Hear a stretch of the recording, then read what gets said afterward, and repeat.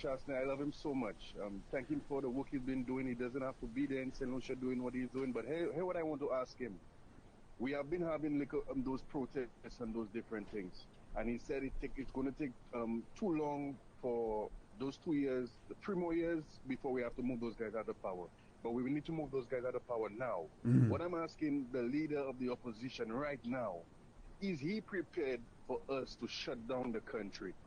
Where we have to put, even though it's human roadblock, human beings, we're blocking the roads, we have to shut down the country. Yeah, but caller, don't you? Until the national security minister has been fired, until Richard Frederick has been fired, because they seem not to be getting the point across that the country is in disarray. All right, I'll let the political leader answer this morning. So very quickly, that we held a press conference last week. We've asked the government to do two things. One is to suspend the 2.5%. We think it's having a negative impact on the lives of St. Lucians. We think it's too complicated for business people to implement, and we think that given what's taking place now in the Middle East, there's too much uncertainty to be imposing this hardship on the people of St. Lucia at this point. And there are better ways.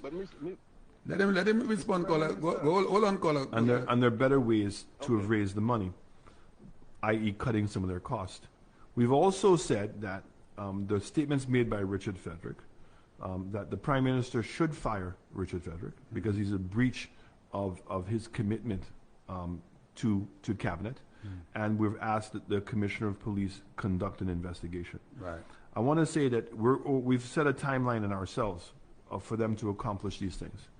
And if they don't accomplish those things, then we're now going to be asking for another protest. Okay. And this one really has to be a protest where people recognize that the 2.5%, what's taking place with Richard, but more importantly that we're being made a pappy show and that we've lost confidence in this government. And I'm going to say to you that I think that depending on how the government reacts to our first request, how the government would react to a massive, and it has to be massive. It has to. That if in fact that they don't change their ways, then I think that what you're calling for would be necessary. Yeah, yeah. But Mr.